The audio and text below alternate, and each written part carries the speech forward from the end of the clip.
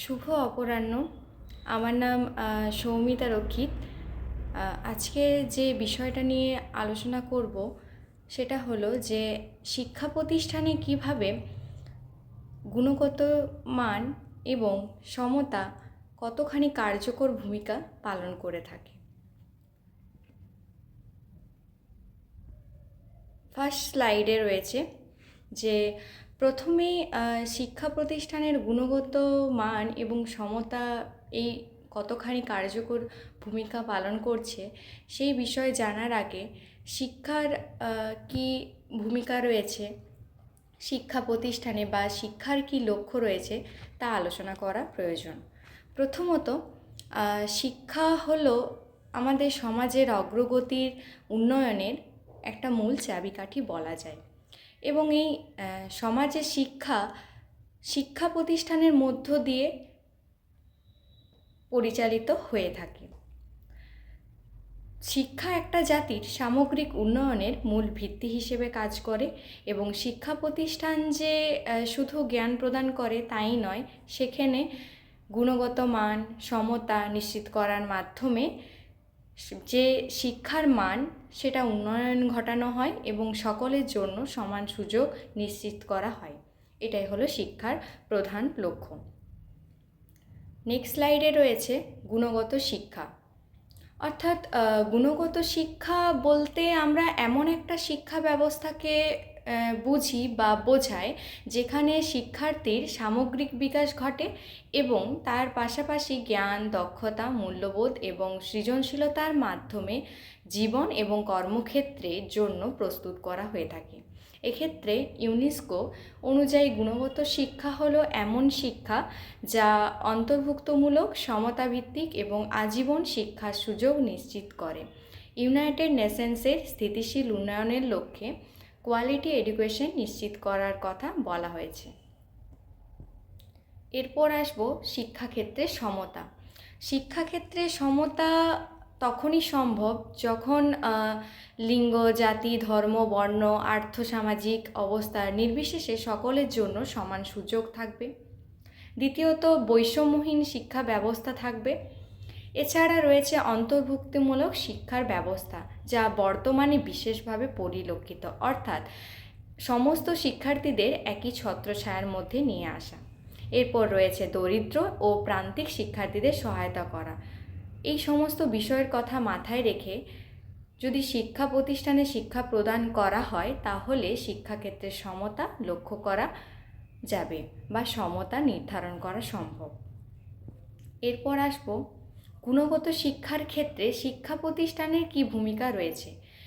এক্ষেত্রে শিক্ষা প্রতিষ্ঠানে শিক্ষক তো শিক্ষা প্রদান করবেন, তো এই শিক্ষণ যে পদ্ধতিটা রয়েছে সেটা শিক্ষার্থী কেন্দ্রিক মূলত হতে হবে। এরপর আসবো নেক্সট, দক্ষ এবং প্রশিক্ষণপ্রাপ্ত শিক্ষক নিয়োগ করতে হবে। এছাড়া উপযুক্ত লাইব্রেরি, ল্যাবরেটরি, স্মার্ট ক্লাসরুম ইত্যাদির সরবরাহ প্রদান করতে হবে। এছাড়া পাঠ্যক্রমকে এমনভাবে উপস্থাপন করতে হবে যেটা শিক্ষার্থীদের মধ্যে আগ্রহ সৃষ্টি করে। এছাড়া পিছিয়ে পড়া শিক্ষার্থীদের জন্য বিশেষ সহায়তা প্রদান করা। এই সমস্ত বিষয়গুলো শিক্ষা প্রতিষ্ঠানের গুণগত মান বজায় রাখার ক্ষেত্রে বিশেষ ভূমিকা পালন করে থাকে। এরপর আসব সমতার ক্ষেত্রে শিক্ষা প্রতিষ্ঠানের ভূমিকা। আমরা সমতার ধারণা প্রথমেই জানলাম।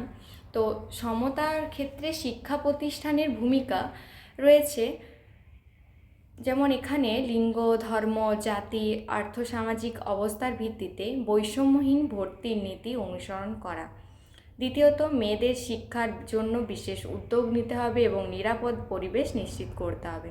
এছাড়া অন্তর্ভুক্তিমূলক শিক্ষা বাস্তবায়ন করা, প্রতিবন্ধী শিক্ষার্থীদের জন্য ব্রেল পদ্ধতি অর্থাৎ সেই প্রতিবন্ধী শিক্ষার্থীদের শিক্ষা প্রদান করার জন্য প্রশিক্ষণপ্রাপ্ত শিক্ষকের সহায়তা অর্থাৎ শিক্ষকের ব্যবস্থা করা। এছাড়া শ্রেণীকক্ষে সমান অংশগ্রহণের সুযোগ নিশ্চিত করা।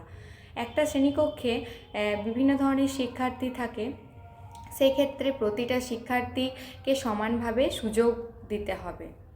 এরপর আসব সরকারি উদ্যোগ কী কী রয়েছে। এক্ষেত্রে বিভিন্ন ধরনের রাজ্য সরকার বা কেন্দ্র সরকার থেকে প্রণীত বিভিন্ন ধরনের প্রকল্প বা শিক্ষা নীতিমালা গঠন করা হয়েছে। তার মধ্যে উল্লেখযোগ্য হলো অন্তর্ভুক্তিমূলক ও মানসম্মত শিক্ষা নীতিমালা, এছাড়া সমগ্র শিক্ষা উন্নয়ন প্রকল্প, এছাড়া রয়েছে বৃত্তি ও আর্থিক সহায়তা প্রদান করা, শিক্ষা অবকাঠামো ও প্রযুক্তির উন্নয়নমূলক উদ্যোগ। এরপর আসবো কি কি বাধা রয়েছে।